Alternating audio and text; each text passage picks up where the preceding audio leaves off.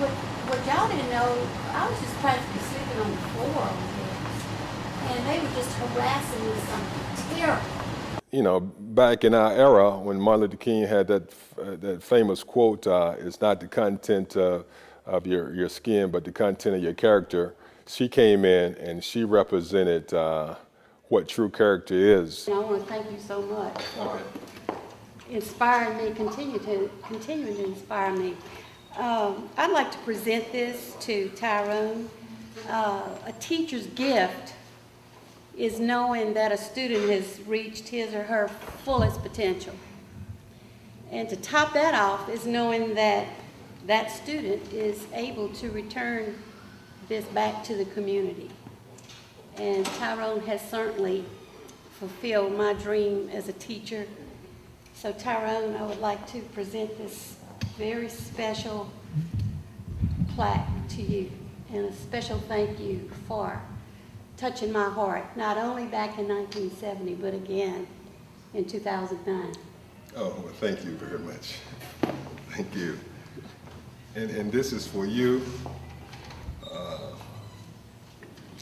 As you know, you got started, my journey got started here at Dawson Elementary School. And that's why I'm back here today, is to share with the students, to let them see the fruit.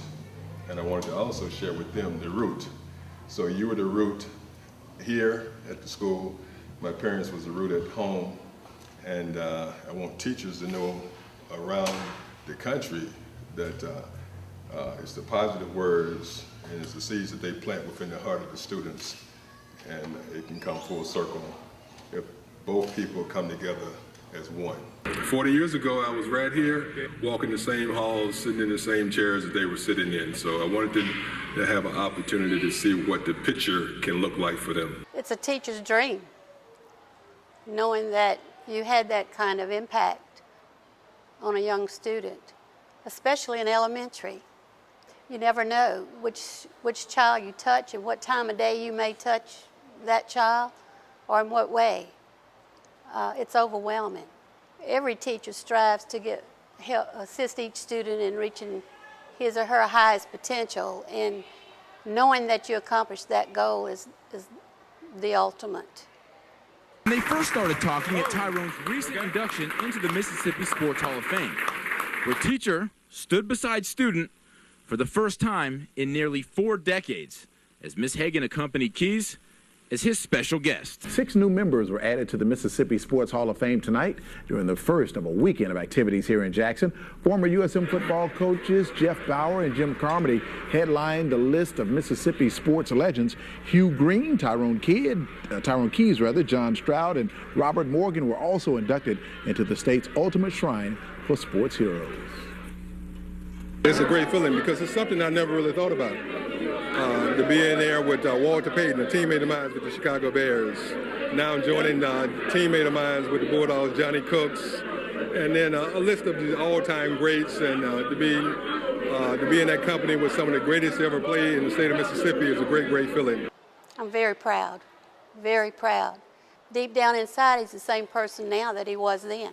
A very hard worker, a very caring person, very dependable, very trustworthy.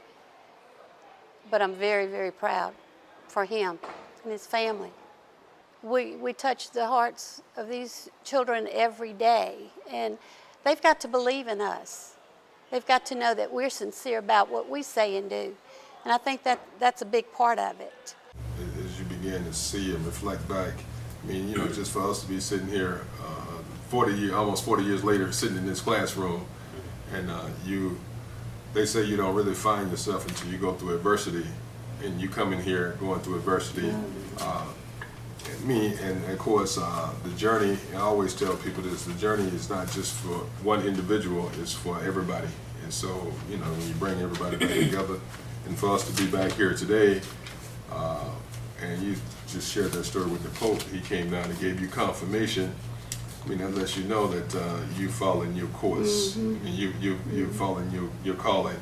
What makes Mrs. Hagan and our story so different is because of the circumstances and because of the fact that she could have said, adios, I'm gone.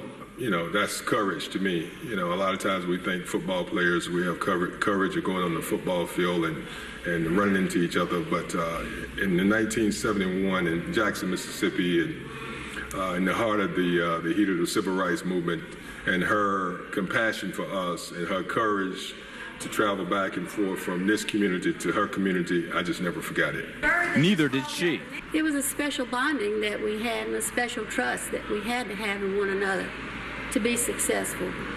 And from the minute we walked in the door, that connection was made. Now lives in Tampa, Florida, runs a nonprofit organization to help kids go to college and achieve their dreams. He sent a kid who was homeless and became a valedictorian of his high school to college just a year ago.